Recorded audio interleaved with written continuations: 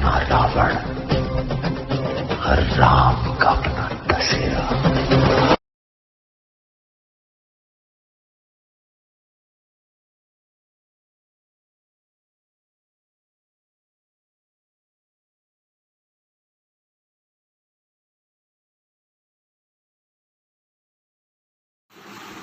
अपना मजहब बदलना सबका अधिकार है। संविधान ने अधिकार दिया है, भारतीय दंड विधान और भारतीय कानून ने अधिकार दिया है। तो वैसे ही जैसे ईसाई अपने मजहब को फैलाते हैं, उसका ही तरह हिंदुओं को भी अपने मजहब को बचाना और फैलाने का पूरा स्वतंत्रता है। जैसे ईसाई धर्म का बचाव करने के लिए हिंदू धर्म का आलोचना करते हैं, झूठी आलोचना करते हैं, तो प्रतिवाद में हिंदुओं को भी अपने धर्म का बचाव करना और ईसाईयत का खंडन मंडन करना, ये भी कानूनन मेरा हक बनता है। ये आज का जो वीडियो है, ये उन लोगों के लिए है जो लोग ईसाई बनना चाहते हैं या ईसाई बन रहे हैं या ईसाई बनने वाले हैं।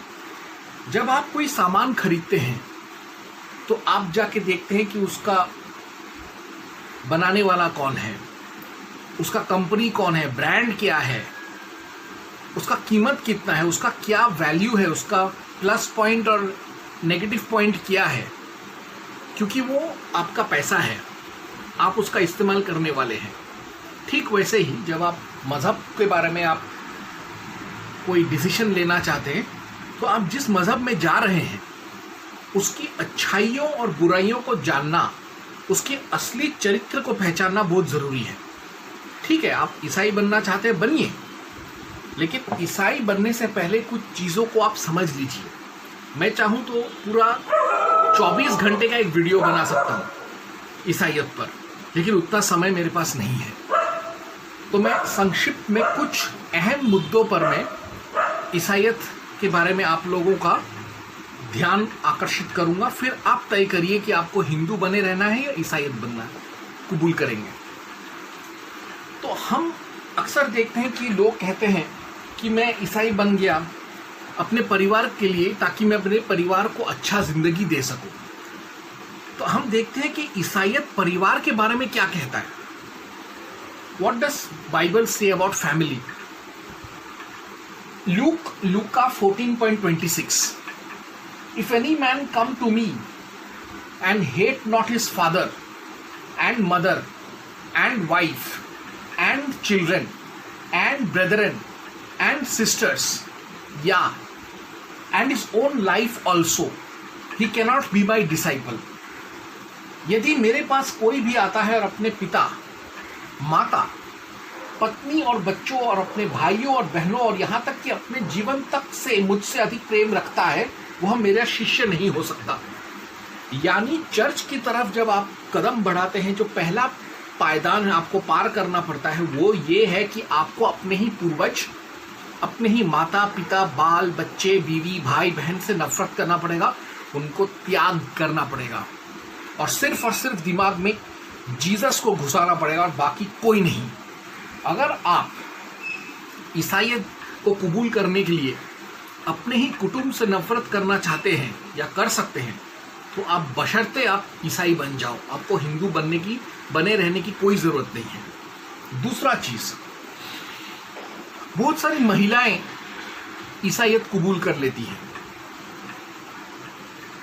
लेकिन क्या उन औरतों को मालूम है कि स्त्रीत्व के बारे में बाइबल क्या कहता है? What does Bible have to say about womanhood? Church snatched away women's freedom of speech and expression. Women can never be dominant over any man. Christian professionals must shun jobs where the superior is woman. आपको मैं प्रमाण देता हूं, 1 Timotheus 2:11-14. Let a woman learn quietly with all submissiveness. I do not permit a woman to teach or to exercise authority over a man. Rather, she is to remain quiet. I do not permit a woman to teach or to have authority over a man. She must be silent. For Adam was formed first, Then Eve and Adam was not deceived, but the woman was deceived and became a transgressor. और स्त्री को चुपचाप पूरी अधीनता में सीखना चाहिए। और मैं कहता हूं कि स्त्री ना उपदेश करे और ना पुरुष पर आज्ञा चलाए, परंतु चुपचाप रहे, क्योंकि आदम पहले, उसके बाद हव्वा बनाई गई और आदम बहकाया ना गया, पर स्त्री बहकाने में आकर अपराधिनी हुई। तो भी बच्चे जन्मने के द्वारा उद्धार पाएगी यदि वे संयम सहित विश्वास, प्रेम और पवित्रता में स्थिर रहें। यानी जहां हिंदू धर्म औरत को स्त्री शक्ति देवी का दर्जा देता है, ईसाईयत औरत को सेकेंड क्लास सिटीजन का दर्जा देता है। पुरुष से अधीन, पुरुष से कमजोर, पुरुष के बराबर नहीं मानता ईसाईयत। यीशु ने भी यही कहा है, ये यीशु का न्यू टेस्टामेंट के ही वचन है। तो मैं उन औरतों से कहूंगा कि क्या आप ऐसे एक समाज में जाना पसंद करेंगे जहां आपको सेकेंड क्लास सिटीजन का दर्जा मिलेगा, जहां आपको बेड़ियों में जकड़ा रखा जाएगा। जरूरी नहीं कि असली बेड़ियां हो, मानसिक बेड़ियां हो, सामाजिक बेड़ियां हो, जहां आपको अपने पति और परिवार के दूसरे मर्दों के सामने सर झुकाकर उनका सब सितम सहकर जिंदा रहना पड़ेगा। क्या ऐसे आप ईसाईयत में जाना चाहेंगे? अगर आप सेकेंड क्लास सिटीजन बनकर रहना चाहते हैं किसी समाज में, कौम में, तो आप ईसाई बन जाइए। अगर आपको देवी का दर्जा अच्छा नहीं लगता तो आप बशर्ते आप ईसाई बन जाइए। और भी बाइबल कहता है, wife must submit to her husband as she is from weaker gender. 1 Peter पत्रस 3.122-5-7। Wives, respect and obey your husbands in the same way. There were only holy women long ago who trusted in God. They made themselves nice in this way. They obeyed their husbands. Sarah obeyed Abraham. She called him her master. She is not as strong as a man. इसी प्रकार हे पत्नियों, अपने पतियों के प्रति समर्पित रहो, ताकि उनमें से कोई परमेश्वर के वचन का पालन नहीं करते हों तो तुम्हारे पवित्र और आदरपूर्ण चाल चलन को देखकर बिना किसी बातचीत के ही अपनी पत्नियों के व्यवहार से जीत लिए जाएं। तुम्हारा साज श्रृंगार दिखावटी नहीं होना चाहिए, क्योंकि बीते युग की उन पवित्र महिलाओं का अपने आप को सजाने संवारने का यही ढंग था, जिनकी आशाएं परमेश्वर पर टिकी हैं।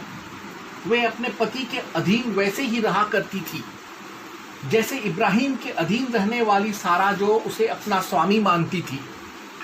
तुम भी बिना कोई भय माने यदि नेक काम करती हो तो उसी की बेटी हो। ऐसे ही हे पतियों, तुम अपनी पत्नियों के साथ समझदारी पूर्वक रहो, उन्हें निर्बल समझकर उनका आदर करो। जीवन के वरदान में उन्हें अपना सह उत्तराधिकारी भी मानो, ताकि तुम्हारी प्रार्थनाओं में बाधा ना पड़े। यानी घूम फिर कर मीठी मीठी चिकनी चुपड़ी बातें करके यही बताने का कोशिश किया है बाइबल में कि औरत मर्द से कमजोर है, उसके नीचे है। अगर ऐसा दर्जा चाहिए तो आप बशर्ते आप ईसाई बन जाओ। दूसरा चीज, ये कुछ लोगों को बहुत बुरा लगेगा, लेकिन बाइबल में rape is a common tool to dominate and punish woman. प्रमाण देखिए, Nahum 3.4-6। But I the lord all powerful, यानी ये खुद यीशु कह रहा है, I am now your enemy. I will pull up your skirt and let nations and kingdoms stare at your nakedness. Behold, I am against thee, saith the all-powerful Lord of hosts, and I will discover thy skirts upon thy face, and I will shew the nations thy nakedness, and the kingdoms thy shame. I will cover you with garbage, treat you like trash, and rub you in the dirt. I will throw filth at you, all because of the wanton lust of a prostitute, alluring, the mistress of sorceries, who enslaved nations by her prostitution and peoples by her witchcraft. I will show your nakedness to the nations and your shame to the kingdoms. यह सब कुछ नीनवे के कारण घटा है। नीनवे उस वैश्या सी है जो कभी तृप्ति नहीं होती, उसको और अधिक चाहिए था। उसने अपने को बहुत सारे देशों को बेच दिया था और उसने अब उनको अपना दास बनाने को जादू चलाया था। सर्वशक्तिमान यहोवा कहता है, हे निनवे, मैं तेरे विरुद्ध हूं। मैं तेरे वस्त्र तेरे मुंह तक ऊपर उठा दूंगा। तेरी नग्न देह को मैं सारे देशों को दिखा दूंगा। वे सारे राज्य तेरी लाज को देखेंगे। मैं तेरे ऊपर घिनौनी वस्तु फेंक दूंगा। मैं तुझसे घृणा के साथ बर्ताव करूंगा। लोग तुझको देखेंगे और तुझ पर हंसेंगे। तो क्या आप हिंदू धर्म छोड़कर एक ऐसे खुदा की आप इबादत करने को तैयार हैं जो खुद कहता है कि वो औरत को नंगा करेगा सामूहिक तौर पर और उसका बलात्कार करेगा और करवाएगा? अगर आपको किसी दूसरे मर्द या किसी दूसरे खुदा से बलात्कार होने में मज़ा आता है तो आप बशर्ते आप ईसाई बन जाओ। दूसरे आयत देखेंगे जिसमें ईसाई खुदा अपने अनुयायियों को गैर ईसाई महिलाओं का बलात्कार करने के लिए प्रोत्साहन देता है। यशाया 13:15-18 Whoever is captured will be thrust through. All who are caught will fall by the sword. Their infants will be dashed to pieces before their eyes. Their houses will be looted and their wives violated. See, I will stir up against the Medes, who do not care for silver and have no delight in gold. Their bows will strike down the young men. They will have no mercy on infants, nor will they look with compassion on children. जो कोई मिले सो बेधा जाएगा और जो कोई पकड़ा जाए वह तलवार से मार डाला जाएगा। उनके बाल बच्चे उनके सामने पटक दिए जाएंगे और उनके घर लूट लिए जाएंगे। उनके महलों को लूटे जाएंगे और उनकी स्त्रियां भ्रष्ट की जाएंगी। देखो, मैं उनके विरुद्ध मादी लोगों को उभारूंगा जो ना चांदी का कुछ विचार करेंगे और ना सोने का लालच करेंगे। वे तीरों से जवानों को मारेंगे और बच्चों पर कुछ दया न करेंगे। वे लड़कों पर कुछ तरस न खाएंगे। अगर आपको एक ऐसे खुदा की इबादत करना अच्छा लगता है जो दिमागी तौर पर जिहादी है, तालिबानी जिहादी मनोवृत्ति रखता है, तो आप ईसाई बन जाइए। यिर्मयाह 13:26 वापस ईसाई खुदा कहता है, वापस एक और प्रजाति को, एक और देश की औरतों को वो बोलता है कि मैं तुम लोगों का घाघरा ऊपर उठाऊंगा। यानी ईसाई खुदा को औरतों का नंगापन देखना और दिखलाना अच्छा लगता है। I will pull up your Yirmiyah 13:26 I will pull up your skirts over your face that your shame may be seen. I will show your nakedness to the nations and your shame to the kingdoms. Hallelujah. यरूशलेम, मैं तुम्हारे वस्त्र उतारूंगा, लोग तुम्हारी नग्नता देखेंगे और तुम लज्जा से गड़ जाओगे। अगर आप ऐसे बलात्कारी खुदा का इबादत करना चाहते हैं तो आप बशर्ते ईसाई बन जाओ, हमें कोई दिक्कत नहीं है। फिर यही चीज यहेजकेल 23:9-10 में भी दोहराया गया है। तो अब एक ही चीज को, बलात्कार के इस चीज को बार बार मैं नहीं बोलना चाहूंगा। मैं वापस बोलता हूँ, यही चीज यहेजकेल 23:9-10 में है। आप लोग भी थोड़ा स्वाध्याय करिए, आप लोग खुद देख लीजिएगा। ये बलात्कार वाला चीज वापस बोलने में मेरे को थोड़ा तकलीफ हो रहा है। खैर, अगर आपको लगता है कि बलात्कार से भी बुरा कुछ चीज है ईसाईयत में, हो नहीं सकता, तो आप गलत हैं। हमारे मोदी ने कहा है, बेटी बचाओ, बेटी पढ़ाओ, बेटी बढ़ाओ। और बाइबल का खुदा कहता है, Christian father can either sell, barter, trade, pawn his own daughter और मैरी हर हिमसेल्फ। यानी ईसाइयत के हिसाब से बाप अपनी बेटी से ही शादी कर सकता है या फिर उसे वो किसी दूसरे को आजीवन दासी या नौकरानी के रूप में बेच सकता है। प्रमाण देखिए, एक्सोडस निर्गमन 21:7-11। And if a man sells his daughter to be a female slave, she shall not go out as a male slaves do. If she does not please her master, who has betrothed her to himself, then he shall let her be redeemed. He shall have no right to sell her to a foreign people, since he has dealt deceitfully with her.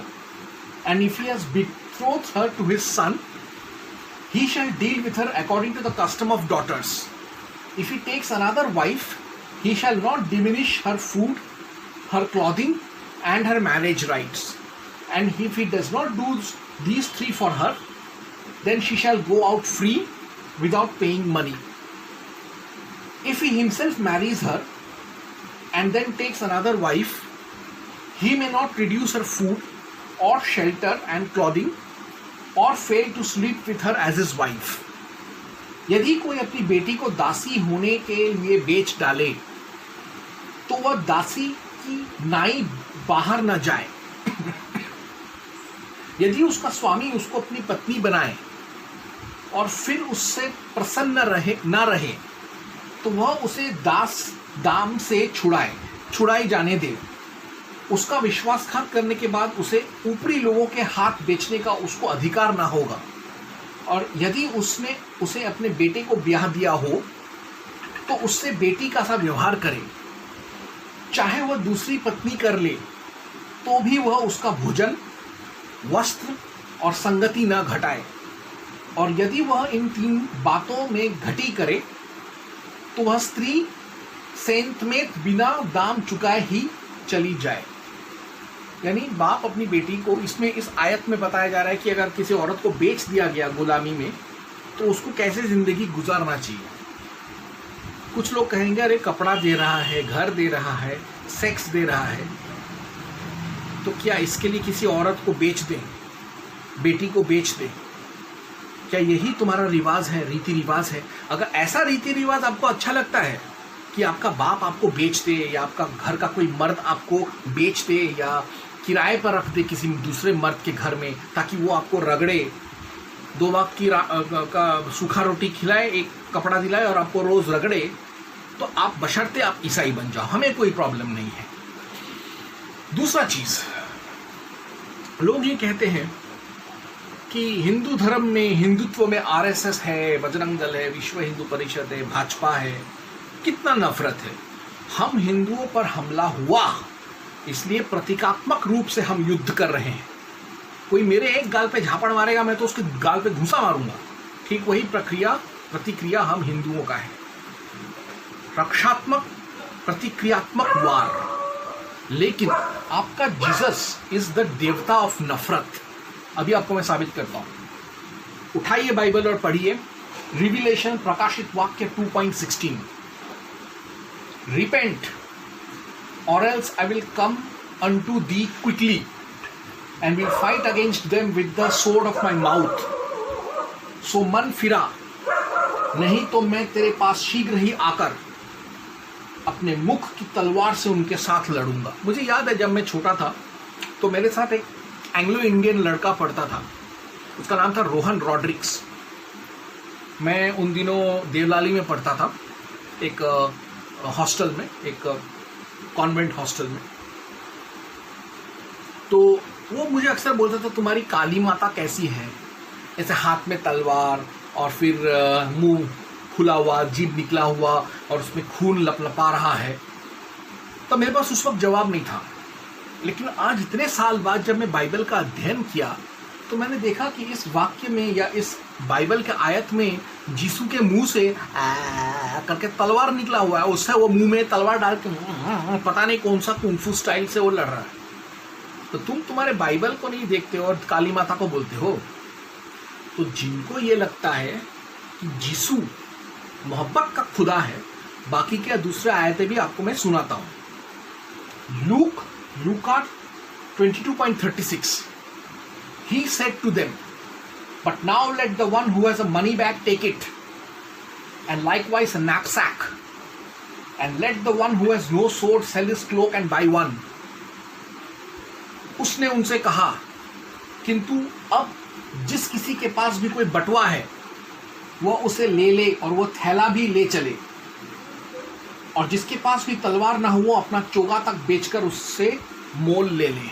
यानी यीशु खुद कह रहा है तलवार खरीदो। किस लिए? मारने के लिए, खुद को बचाने के लिए? सही है, मारने के लिए। किसको? काफिरों को। काफिर कौन? हम हिंदू मूर्ति पूजा। तो यीशु कहेगा प्यार का खुदा। और भी है, मैथ्यू मत्ती 10:34 to 36, थिंक नॉट दैट आई, और यही चीज मैं वापस से आपको अच्छे से सुनाता हूं। Think not that I come to spread peace on earth, I came not to sing in peace but kill with a sword, I have come to set a man against his father, a daughter against her respected mother, and a daughter in law against her respected mother in law. Your enemies will be right in your own household. यह मत सोचो कि मैं धरती पर शांति लाने आया हूँ। शांति नहीं, बल्कि मैं तलवार का आवाहन करने आया हूँ। मैं यह करने आया हूँ, पुत्र पिता के विरोध में, पुत्री पूजनीय माता के विरोध में, बहू सास के विरोध में होंगे। मनुष्य के शत्रु उसके अपने घर के ही लोग होंगे। कुछ ऐसा ही चीज लूका 12:51 to 53 में भी कहा गया। Think not that I come to send peace on earth, I came not to send peace but a sword. तुम क्या सोचते हो मैं इस धरती पर शांति स्थापित करने के लिए आया हूं? नहीं, मैं बताता हूं, मैं तो विभाजन करने आया हूं, क्योंकि अब से आगे एक के घर के 5 आदमी एक दूसरे के विरुद्ध बट जाएंगे, 3 2 के विरोध में और 2 3 के विरोध में हो जाएंगे। पुत्र के विरोध में और पुत्र पिता के विरोध में, पिता के विरोध में और परपिता के विरोध में, माँ बेटी के विरोध में और बेटी पूजनीय माँ के विरोध में, सास बहू के विरोध में और बहू सास के विरोध में हो जाएंगे। तो इस आयत से यह मालूम पड़ता है कि ना सिर्फ ईसाई खुदा जिहादी है, मुजाहिदीन है, तालिबानी है, अलाउद्दीन खिलजी है, औरंगजेब जैसा है, बल्कि वो परिवार जो है, जो सबसे बिल्डिंग ब्लॉक होता है, समाज का जो आधार होता है, राष्ट्र का जो स्तंभ होता है, उसको ही खत्म करना चाहता है। तो कैसे आप ईसा की इबादत करके घर में सुख शांति लाएंगे? आपके घर में तो रोज तलवारें बजेंगी। अगर आपको अपने घर में रोज तलवारों से नृत्य करना अच्छा लगता है, घर को अगर आप रणभूमि बनाना चाहते हो, तो आप बशर्ते ईसाई बन जाओ। नमस्कार। फिर आगे यीशु कहता है लूका 19:27, but as for these enemies of mind who did not want me to reign over them, bring them here and slaughter them before me. किंतु मेरे वो शत्रु जो नहीं चाहते कि मैं उन पर शासन करूं, उनको यहां मेरे सामने लाओ और मार डालो। यानी यीशु बिल्कुल आइसिल के अल बगदादी की तरह सोचता है, जो मेरे साथ नहीं है उसको यहां लाओ और उसका गला काट डालो, उसका गर्दन काट डालो। ये यीशु कह रहा है। तो क्या आप Osama bin Laden, al Baghdadi, Umar, खलीफा, इनके जैसे औरंगजेब, टीपू सुल्तान, ऐसे मनोवृत्ति वाले खुदा की आप इबादत करना चाहते हैं? अगर आपको ऐसे रक्त पिपासु आसुरी खुदा से आपको ताना बाना बनाना है, तो आप बशर्ते आप ईसाई बन जाओ। शांतिवादी, शांति प्रिय हिंदू धर्म में मत रहो। फिर हम अक्सर कहते हैं कि इस्लाम में जिहाद है, बशर्ते है इस्लाम में जिहाद है, और मुसलमान मानते भी हैं और वो खुशी मनाते हैं। लेकिन इस्लाम से भी पहले जिहाद का नारा बाइबल में दिया गया था।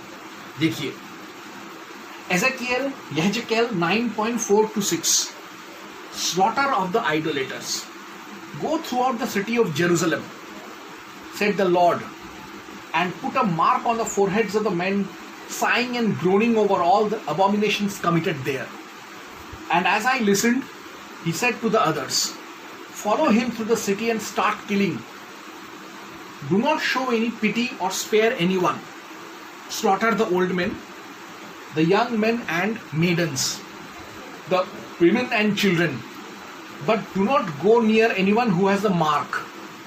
Now begin at my sanctuary." So they began with the elders who were before the temple. और यहोवा ने उससे कहा, इस यरूशलेम नगर में जाओ, इसके भीतर इधर उधर जाकर जितने मनुष्य उन सब घृणित कामों के कारण जो उसमें किए जाते हैं, सांसें भरते और दुख के मारे चिल्लाते हैं, उनके माथों पर चिन्ह कर दे। तब उसने मेरे सुनते हुए दूसरों से कहा, नगर में उनके पीछे पीछे चलकर मारते जाओ, किसी पर दया ना करना और ना कोमलता से काम करना। बूढ़े, युवा, कुंवारी, बाल बच्चे, स्त्रियां, सबको मारकर नाश करो, परंतु जिस किसी मनुष्य के माथे पर वो चिन्ह हो, उसके निकट ना जाना, और मेरे पवित्र स्थान ही से आरंभ करो।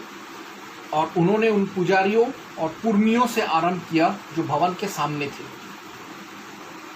और भी है, नंबर्स गिनती 31:15 to 18। Moses, Eleazar the priest, and all the leaders of the people went to meet them outside the camp. But Moses was furious with all the military commanders who had returned from the battle. And Moses said to them, "Have you spared all the women? Behold, these caused the sons of Israel through the counsel of Balaam to trespass against the Lord in the matter of Peor. So the plague was among the congregation of the Lord. Now therefore kill every male among the little ones, and kill every woman who has known any man intimately. But all the girls who have not known man intimately, spare for yourselves. Why have you let all the women live? These are the very ones who followed Balaam's advice and caused the people of Israel to rebel against the Lord at Mount Peor. They are the ones who caused the plague to strike the Lord's people. Now kill all the boys and all the women who have slept with a man. Only the young girls who are virgins may live. You may keep them for yourselves." मूसा ने उनसे कहा, तुम लोगों ने स्त्रियों को क्यों जीवित रहने दिया?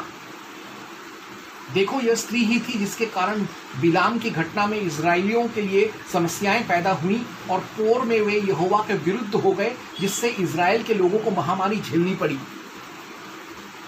अब सभी मिद्यानी लड़कों को मार डालो और उन सभी मिद्यानी स्त्रियों को मार डालो जो किसी व्यक्ति के साथ रही हैं। उन सभी स्त्रियों को मार डालो जिनका किसी पुरुष के साथ यौन संबंध था। तुम केवल उन सभी लड़कियों को जीवित रहने दे सकते हो जिनका किसी पुरुष के साथ यौन संबंध नहीं हुआ है।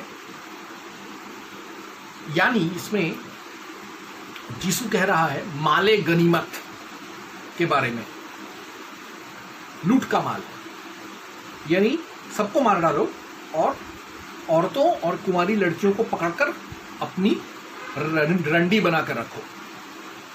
अगर आपको ऐसा खुदा जो जिहाद का नारा लगाता है, आपको उसकी इबादत करना है, तो आप भारत का धर्म, हिंदू धर्म छोड़कर आप विदेशी ईसाईयत को कबूल कर लीजिए। आपका अगर मानसिकता अगर ऐसा विकृत है, आपराधिक मानसिकता है, तो आप ईसाईयत कबूल कर सकते हैं। 1 Samuel 15:3 Now go and smite Amalek and utterly destroy all that they have, and spare them not, but slay both man and woman, infant and suckling, ox and sheep, camel and ass. अब जाओ और अमालेकियों से युद्ध करो। तुम्हें अमालेकियों और उनकी सभी चीजों को पूरी तरह नष्ट भ्रष्ट कर देना चाहिए, कुछ भी जीवित न रहने दो। तुम्हें सभी पुरुषों और स्त्रियों को मार डालना चाहिए। तुम्हें सभी बच्चों और शिशुओं को मार डालना चाहिए। तुम्हें उनकी सभी गायों, भेड़ों, ऊंटों और गधों को मार डालना चाहिए। अगर आपको मजा आता है जेनोसाइड, नरसंहार करने में, तब आप ईसाई बन जाइए। हमें आपके साथ रहने का धर्म में आपका धर्म भाई बन के रहने का कोई हक नहीं है, आप लोग ईसाई बन जाओ।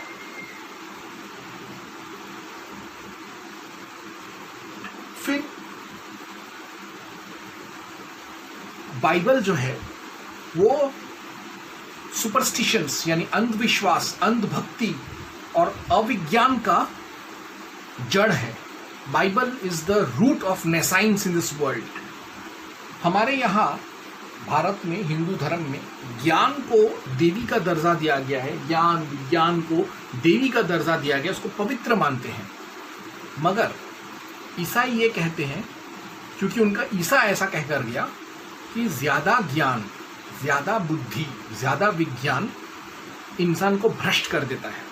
यकीन नहीं आता? सुनिए, एक्लेसियास्टस सभोपदेशक 1.17-18 Then I applied myself to the understanding of wisdom and also of madness and folly.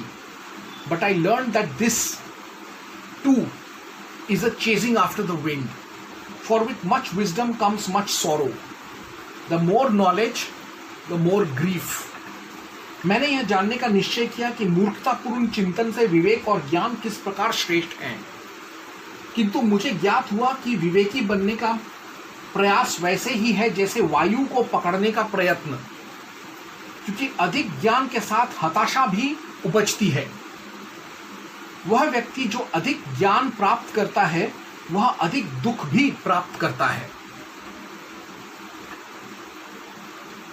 यानी अगर आप अविज्ञानी हैं, अज्ञान में रहना चाहते हैं, अंधविश्वास में यकीन करते हैं, अंधभक्ति में यकीन करते हैं, अगर आपको पढ़ाई लिखाई इन सब चीज़ों से नफरत है, आप सिर्फ हालेलुया करके आप जिंदा रहना चाहते हैं, तो आप चले जाइए ईसाइयों के खेमे में। हिंदू धर्म में मत रहिए, आपके लिए हिंदू धर्म नहीं है। दूसरा, ये बहुत अहम है, भारत में मैं मानता हूँ कि जाति प्रथा, जातिवाद, प्रांतवाद, वर्णवाद हुआ है, लेकिन ये शास्त्रों में नहीं है। ये कुछ शैतानी दिमाग के ब्राह्मण और ठाकुर और बनिए और शूद्र, इनका भी और कुछ वनवासियों का भी उपज था, जिनका जो नीची जाति के होते हुए भी बड़े पोजीशन पर थे। तो ये क्लास वॉर जो था, जो वर्ग युद्ध था, यही वर्ण युद्ध बन गया और इसी से जातिवाद, वर्णवाद, छुआछूत, प्रांतवाद उपजा। और ये कहना कि ये ब्राह्मणों ने किया अपने फायदे के लिए पूरी तरीके से गलत है, क्योंकि सारे ब्राह्मण ऐसे नहीं हैं और ऐसे थे भी नहीं और ऐसे होंगे भी नहीं और ऐसे हो भी नहीं सकते। एक ही हाथ के पांचों उंगली बराबर नहीं होते। और इस प्रांतवाद, जातिवाद, वर्णवाद, छुआछूत की वजह से अगर दलितों को नुकसान हुआ तो ब्राह्मणों को भी नुकसान हुआ। 2000 साल तक ब्राह्मण भी गुलामी में रहे, उनके भी मंदिर नष्ट हुए, उनके भी परिवार नष्ट हुए, उनका भी धन दौलत नष्ट हुआ।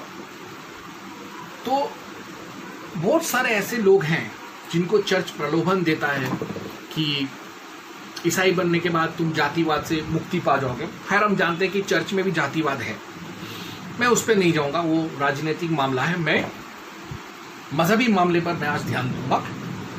बाइबल में भी नस्लवाद, रंगभेद, जातिवाद, गुलाम प्रथा, दास प्रथा, प्रांतवाद, वर्णवाद, वर्गवाद है। चौंक गए? देखो, बाइबल एंडोर्सेस स्लेवरी। बाइबल गुलाम प्रथा को बहुत महत्व देता है। हम जानते हैं कि ईसाइयों ने हिंदुओं और अफ्रीकियों और नॉर्थ अमेरिका, साउथ अमेरिका के लोगों को गुलाम बनाया कई हजार सालों तक। तो ये आया कहाँ से ये दिमाग में ये विचार? क्योंकि इनके यीशु ने बोलकर गया है। अब देखिए, न्यू टेस्टामेंट से प्रमाण दे रहा हूँ। Ephesians 6.5-8 Slaves and masters. Slaves, obey your earthly masters with fear and trembling, in singleness of heart, as you obey Christ, not only while being watched and in order to please them, but as slaves of Christ, doing the will of God from the heart. Render service with enthusiasm, as to the Lord and not to men and women, knowing that whatever good we do, we will receive the same again from the Lord, whether we are slaves or free.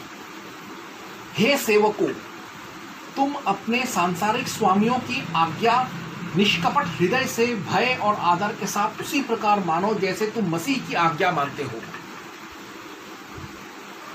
केवल किसी के देखते रहते ही काम मत करो जैसे तुम्हें लोगों के समर्थन की आवश्यकता हो, बल्कि मसीह के सेवक के रूप में काम करो जो अपना मन लगाकर परमेश्वर की इच्छा पूरी करते हैं। उत्साह के साथ एक सेवक के रूप में ऐसे काम करो जैसे मानो तुम लोगों की नहीं प्रभु की सेवा कर रहे हो। याद रखो, तुम में से हर एक, चाहे वह सेवक या स्वतंत्र है, यदि कोई अच्छा काम करता है तो प्रभु से उसका प्रतिफल पाएगा। यानी यहाँ पे चुतिया बनाया जा रहा है कि जो नौकर है, जो दास है, जो गुलाम है, जो चाकर है, वो हमेशा नौकरी, गुलामी, दासत्व, चाकरी ही करता रहे। और उसको बोला गया कि ऐसा करने से यीशु खुश हो जाएगा। तो अगर आप जिंदगी भर गुलामी स्वीकार करते हो इस उम्मीद में, इस छलावे में कि तुमको बाद में यीशु लॉलीपॉप देगा, तो आप गुलामी में ही रहो, ईसाई बन जाओ। इसी चीज को और आगे बढ़ाते हुए 1 Timotheus 6.1-2 Let all who are under a yoke as bond servants regard their own masters as worthy of all honor, so that the name of God and the teaching may not be reviled. Those who have believing masters must not be disrespectful on the ground that they are brothers. Rather, they must serve all the better, since those who benefit by their good service are believers and beloved. False teachers and true contentment. Teach and urge these things. जितने दास जुए के नीचे हैं वे अपने अपने स्वामी को बड़े आदर के योग्य जाने, ताकि परमेश्वर के नाम और उपकेश की निंदा न हो। और जिनके स्वामी विश्वासी हैं, इन्हें वह भाई होने के कारण तुच्छ न जाने, वरन उनकी और भी सेवा करें, क्योंकि इससे लाभ उठाने वाले विश्वासी और प्रेमी ही हैं। इन बातों का उपकेश किया और समझाता रहे। यानी अगर आप ईसाई हैं, बन जाते हैं, तो दो पहले से जो ईसाई बने हुए आपको उनकी गुलामी करनी पड़ेगी, चुपचाप मुंह बंद करके, जैसे कि आप यीशु की इबादत कर रहे हैं। ये तो मेंटल सब्जुगेशन है, मेंटल स्लेवरी है। ये तो किसी को दिमागी तौर पे गुलाम बनाए रखने का एक अच्छा मसाला है। अगर आपको ऐसे मनोवैज्ञानिक गुलामी से मोहब्बत है तो आप बशर्ते आप ईसाई बन जाइए। सलाम। और भी देखिए, ये बहुत ही गंदी चीज़ है, ये बलात्कार से भी गंदी चीज़ है, स्कर्ट उठाने से भी गंदी चीज़ है। हिंदुओं में सगोत्र सपिंड विवाह नहीं होता। एक ही परिवार में या एक ही रिश्तेदारों के बीच में विवाह या यौन संबंध बनाना महापाप है, मगर ईसाईयत ने इसका छूट दे रखा है। Bible proliferates incest. Proof. Reuben fucked his father's wives and keeps. Genesis, Utpatti 49.3-4. Reuben, you are my firstborn, my might, the first sign of my strength, excelling in honor, excelling in power, turbulent as the waters. You will no longer excel, for you went up onto your father's bed, onto my couch and defiled it. Reuben, तुम मेरे प्रथम पुत्र हो, तुम मेरे पहले पुत्र, मेरी शक्ति का पहला सबूत हो। तुम मेरे सभी पुत्रों से अधिक गर्वीले और बलवान हो, किंतु तुम बाढ़ की तरंगों की तरह प्रचंड हो। तुम मेरे सभी पुत्रों से अधिक महत्व के नहीं हो सकोगे। तुम उस स्त्री के साथ सोए जो तुम्हारे पिता की थी। तुमने अपने पिता के बिछौने को सम्मान नहीं दिया। यानी यहाँ पे आप देख रहे हैं, र्यूबन अपने ही सौतेली या सगी अम्मी के साथ संभोग कर रहा है। ये है ईसाईयत। अब लॉट और उसके डॉटर्स का तो कहानी चिर परिचित है। जेनेसिस उत्पत्ति 90.30-36 में इसका ब्यौरा है, जहाँ पे बेटियाँ अपने बाप के साथ संभोग करती हैं अपना वंश आगे बढ़ाने के लिए, और बाप नशे की हालत में संभोग करता भी है उनके साथ, हालांकि उसको पता था कि उनकी बेटियां उनके ऊपर चढ़ रही हैं। तो ये है लूत और उनकी बेटियां। और भी है, Reuben had incest with his own stepmother, Bilhah, with her consent, and when Reuben's father Israel came to know of it, he did nothing. Thus, in Christian families, it is normal for stepmother to sexually know her stepson, and everyone must accept it. Genesis, Utpatti 35.22. And it came to pass, when Israel dwelt in that land, that Reuben went and lay with Bilhah his father's concubine, and Israel heard it. Now the sons of Jacob were 12. Israel, याकूब वहां थोड़े समय ठहरा.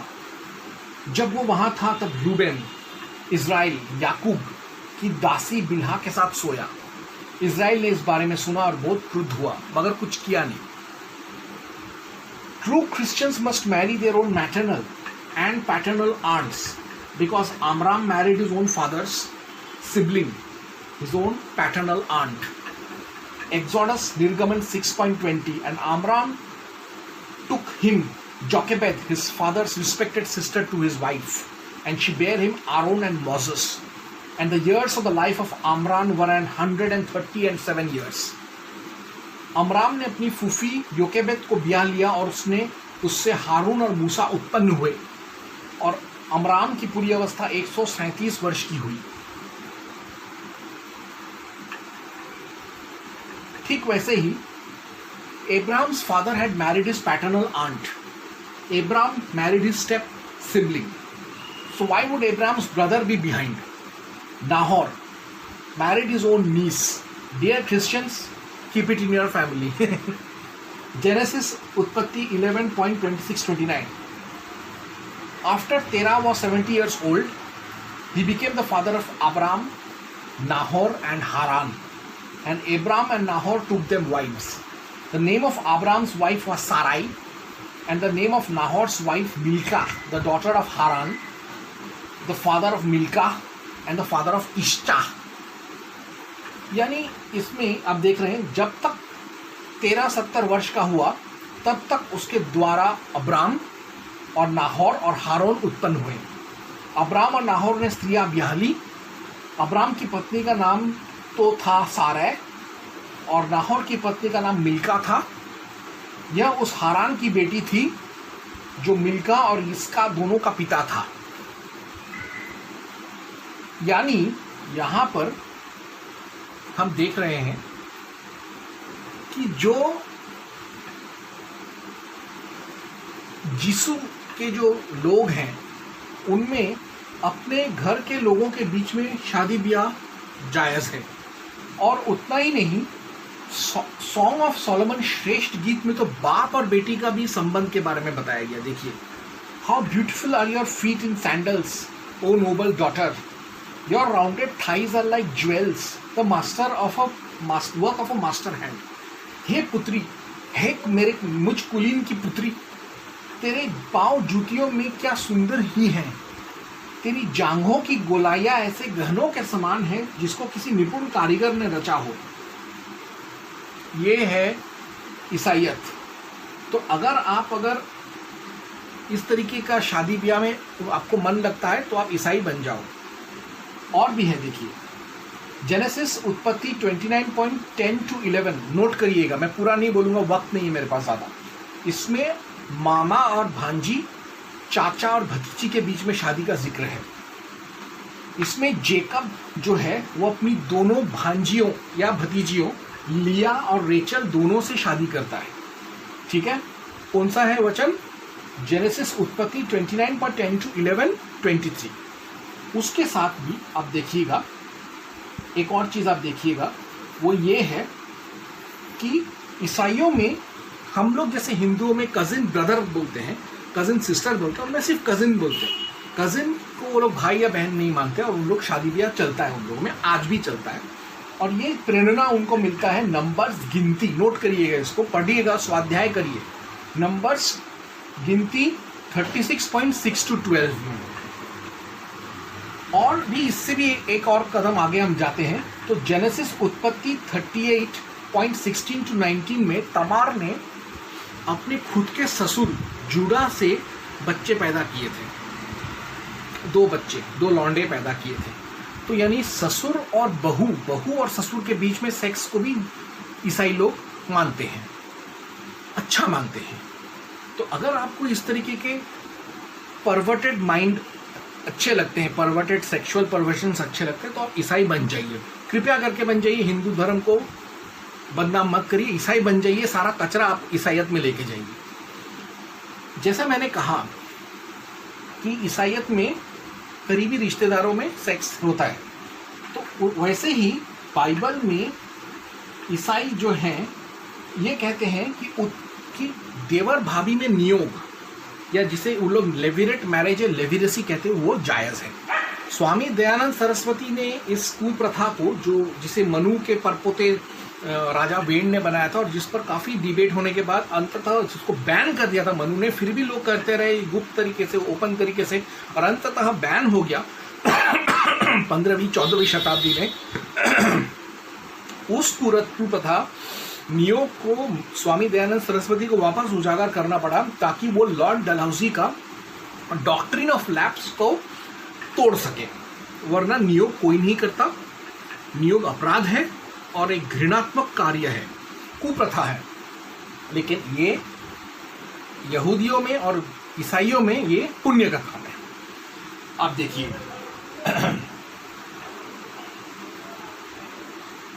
Genesis उत्पत्ति 38:8-10 में JUDA और उसका खुदा यहोवा यानी जीसस खुद उसके बेटे ओनान को कहता है कि जा तेरी भाभी तमार में घुस।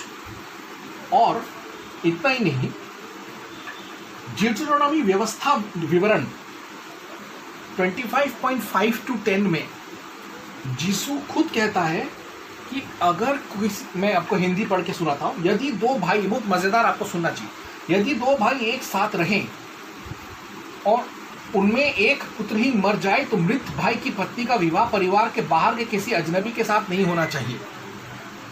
उसके पति के भाई को उसके प्रति पति के भाई का कर्तव्य पूरा करना चाहिए। तब जो पहलौठा पुत्र उससे उत्पन्न होगा वह व्यक्ति के मृत भाई का स्थान लेगा। तब मृत भाई का नाम इज़राइल से बाहर नहीं किया जाएगा। यदि वह व्यक्ति अपने भाई की पत्नी को ग्रहण नहीं करना चाहता, तब भाई की पत्नी को बैठक वाली जगह पर नगर प्रमुखों के पास जाना चाहिए। उसके भाई की पत्नी को नगर प्रमुखों से कहना चाहिए, मेरे पति का भाई इज़राइल में अपने भाई का नाम बनाए रखने से इनकार करता है, वह मेरे प्रति अपने भाई के कर्तव्य को पूरा नहीं करेगा। तब नगर प्रमुखों को उस व्यक्ति को बुलाना और उससे बात करनी चाहिए। यदि वह व्यक्ति हठी है और कहता है मैं उसे नहीं ग्रहण करना चाहता, तब उसके भाई की पत्नी नगर प्रमुखों के सामने उसके पास आए, उसके पैर से उसके जूते निकाल ले और उसके मुंह पर थूके। उसे कहना चाहिए यह उस व्यक्ति के साथ किया जाता है जो अपने भाई का परिवार नहीं बसाएगा। तब उस भाई का परिवार इज़राइल में उस व्यक्ति का परिवार कहा जाएगा जिसने अपने जूते उतार दिए। यानी देवर भाभी का नियोग, देवर भाभी का सेक्स, देवर भाभी का शादी जायज़ है बाइबल में। अगर आपकी बुरी नीयत है भाभी पर, आप बशर्ते आप ईसाई बन जाइए। अगर आपको अपनी बेटी के साथ सेक्स करना है, आपको अपनी भतीजी के साथ सेक्स करना अच्छा लगता है, भांजी के साथ आप मुंह काला करना चाहते हैं, अपनी माँ के साथ सोना चाहते हैं, बहन के साथ आप शारीरिक संबंध बनाना चाहते हैं, तब आप ईसाई बन जाइए, बशर्ते बन जाइए। हमें आपका कचरा और आपका गंदा मन नहीं चाहिए हमारे बीच में। जाते जाते हाल ही में देखा ना आपने, शिल्पा शेट्टी और राज कुंद्रा, और वो एक पैस्टर है Ryan Thorp, mixed martial arts सिखाता है और रेफरी का काम करता है, नासिक के किसी चर्च के साथ भी जुड़ा हुआ है, रायन थॉप। तो ये लोग सब लोग मिलके पॉर्न फिल्म्स बनाते थे, तो इनको गिरफ्तार कर दिया गया। भाई इनको क्यों गिरफ्तार किया? मैं तो कहता हूँ ये तो ईसाइयत को ही मान रहे हैं, क्योंकि बाइबल में तो पोर्नोग्राफी पहले से ही है, सेक्स एंड पोर्नोग्राफी बाइबल में है।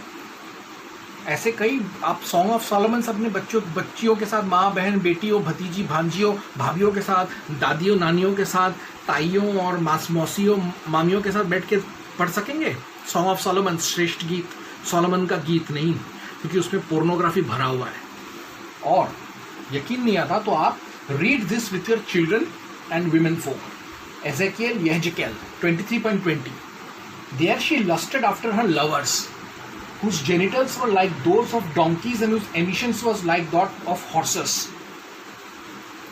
वह वहां अपने प्रेमियों पर मोहित हो गई, जिनके कामांध लंड गधों जैसे थे और जिनका स्राव लंड का पानी घोड़ों के सदृश था। अगर आपको पोर्नोग्राफी अच्छा लगता है, अगर आपको चीप पोर्नोग्राफी चाहिए, नन्स के साथ बैठकर किसी फीमेल पास्टर के साथ आप पोर्नोग्राफी पढ़ना चाहते हैं, तो आप ईसाई बन जाइए। हमको हिंदू धर्म में आप नहीं चाहिए। तो मैंने आपको आयत बताए बाइबल के, चंद मैंने बिंदु बताए बाइबल के, जिनके आधार पर मैंने साबित कर दिया कि बाइबल, ईसाइयत और यीशु उन लोगों के लिए है जिनका दिमाग नहीं है या जिनका दिमाग विकृत हो गया है। वरना जो दिमाग से दुरुस्त है वो कभी ईसाइयत कबूल नहीं कर सकता। बाकी आप तय कर लीजिए कि आपको रोशनी में रहना है या ईसाइयत के अंधेरे में रहना है। जय हनुमान, जय हनुमान, जय हनुमान।